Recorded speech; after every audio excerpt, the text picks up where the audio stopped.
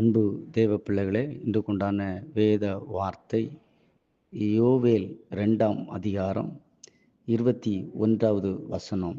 தேசமே பயப்படாதே, மகிழ்ந்து களிகூரு, கர்த்தர் பெரிய காரியங்களை செய்வார் என்று சொல்லப்பட்டிருக்கிறது. இந்த நாளில் கர்த்தர் நம்மை பார்த்து, தேசத்தை பார்த்து பயப்படாத, மகிழ்ந்து களிகூரு, கர்த்தர் பெரிய காரியங்களை செய்வார் என்று தேவன் இந்த வார்த்தையை எழுதி வைத்திருக்கிறார்.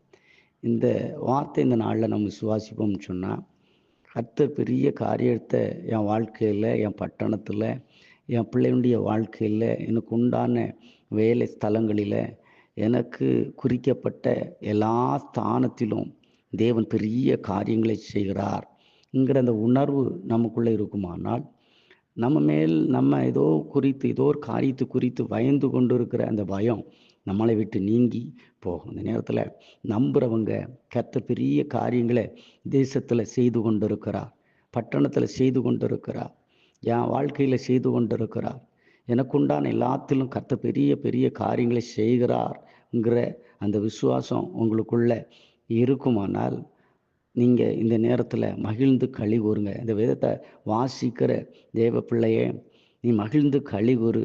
நீ துக்கத்தில் இருக்கிறியா, கஷ்டத்தில் இருக்கிறியா, ஏதோ ஒரு மந்தாரமான ஒரு சூழ்நிலை உங்கள் வாழ்க்கை மேலே இருக்குதா, இந்த நேரத்தில் அந்த மந்தாரத்தை விட்டு, அந்த இருளை விட்டு, அந்த துக்கத்தை விட்டு வெளியே வந்து, என் வாழ்க்கையில் கர்த்தர் பெரிய காரியங்களை செய்வேன் என்று சொல்லி வாக்கு பண்ணியிருக்கிறபடினால, வாக்கு தத்தம் பண்ணியிருக்கிறபடினால நான் மகிழ்ந்து களி கூறுவேன். இந்த வார்த்தை என்னை மகிழ்ச்சியாக்குகிறது. இதை வாசிக்கும் பொழுது ஆண்டவர் தேசத்தை பார்த்து பயப்படாதே, ஒருவனை பார்த்து அல்ல, இந்த உலகத்தில் இருக்கிற ஒட்டுமொத்த ஜனத்தையும் பார்த்து தேவன் சொல்லுகிற வார்த்தை, தேசமே பயப்படாத, மகிழ்ந்து களி கூறு, கர்த்தர் பெரிய காரியங்களை செய்வார் என்று சொல்லப்பட்டிருக்கிறார். அதனால் நாம் இந்த இடத்துல, இந்த தேசத்தில் நாம் ஒரு நபராக இருக்கிறோம், தேவ பிள்ளைகளாக இருக்கிறோம், தேவ வார்த்தையை விசுவாசிக்கிறவர்களாக இருக்கிறோம். அதனால் இந்த நாளில் நம்ம மகிழ்ந்து களி கூறுவோம். கர்த்தர் நம்முடைய வாழ்க்கையில் பெரிய காரியங்களை செய்வார். கர்த்தர் தாமே இந்த வார்த்தை மூலமாக உங்களை ஆசீர்வதிப்பாராக. ஆமென்.